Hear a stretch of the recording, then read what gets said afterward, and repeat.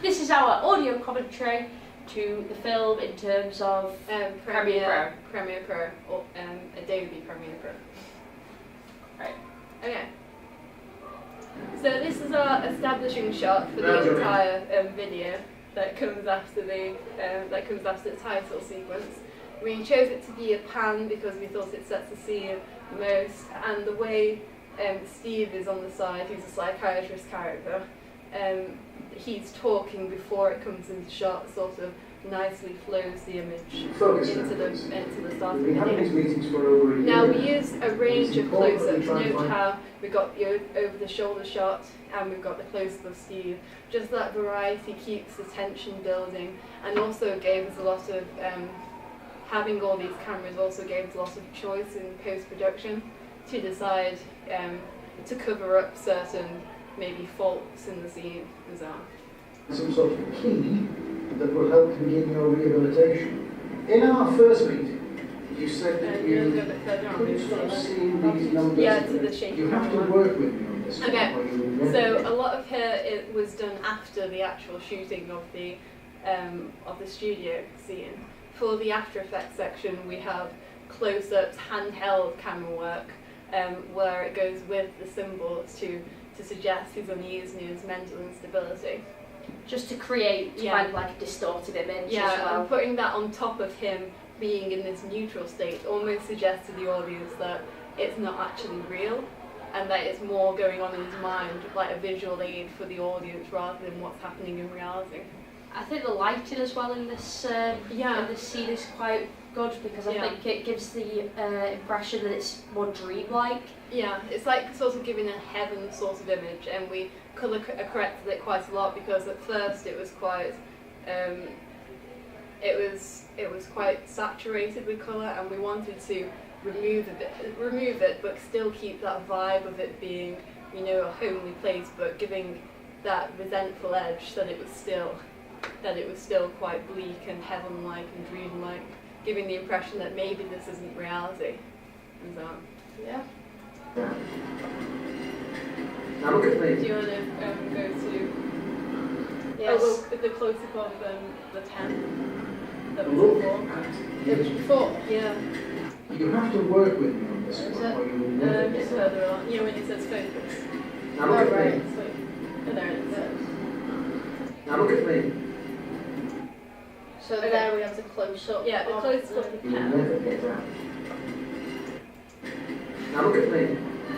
There it is. There we go. Okay. So the close-up of the pen was a very important moment for us. It was the pen itself was read to symbolise danger within this character. So we have the psychiatrist who was supposed to trust by social convention, but we sort of thought that the red pen, the connotations of red, would sort of give him that uneasy edge, like the audience shouldn't completely trust him.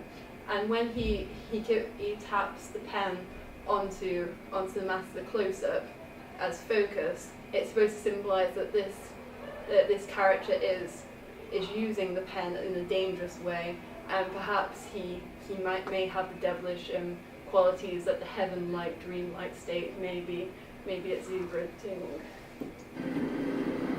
And you're going to London? Look at me. I'll go for Yeah. Okay. That's making a big time. So the entire London sequence is supposed to be a flashback to before he became mentally unstable. Now we desaturated on colour correction in Premiere completely, and we added black and white to it. We added a blue tint, and we also changed the natural qualities and brought the saturation down. So we'd give this sort of dreamlike quality again, making it obvious that this is a flashback, this is something that happened in the past, etc., etc. And we also note how the camera work is very mandatory, it's very on tripod, over the shoulder shots. Oh, pause it up with you and the camera. we also have Becca, who's the girlfriend, walk past, and to the trained eye, it's not just a passerby. he's actually seeing his girlfriend. Well, and this is important because it's sort of acting as a little symbol of the fact that the entire thing is actually a dream, and that it's just showing his potential for insanity in the end. It foreshadows what's going to go on in the rest of the plot, really. It you get little indicators all the way through that this is actually just a dream, as there's like little inconsistencies, like obviously seeing his girlfriend where she's not really there, and the fact that she herself is walking past sort of just adds to that edge of it being a dreamlike state.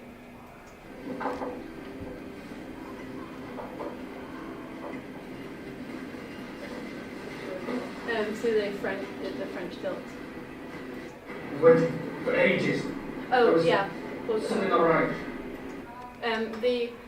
There's quite a few cuts to the psychiatrist meeting again, and overlaying that was important because we sort of thought that if we keep him in the present, cutting to the London scene, then it just sort of shows it establishes to the audience that the psychiatrist is the reality and that everything else is in the past, and it's just sort of reinforcing that idea. I think this shot through the water is a very nice shot as well. We have like quite a few shots like this where it's just for the sake of it, really. And we actually do a match on the water because he drinks water here and he drinks water when he murders his girlfriend, and that just sort of is another inconsistency that we wanted to put in to show, hey, there's something not right here, and perhaps this whole thing didn't actually happen.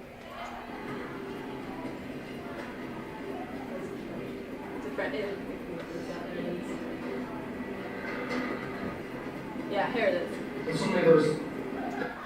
So we used a French tilt, and that was just again to reinforce his mental instability. The fact that he's there and he's very nervous, and then it just tilts his head, it just sort of adds to the idea that he is mentally becoming tilted and he is mentally becoming stressed and not himself. And then here we have a transition which is a didn't dissolve, or is it a didn't dissolve? Yeah, it's a didn't dissolve. And we use this because here we have his actual head and his superimposed head from the transition.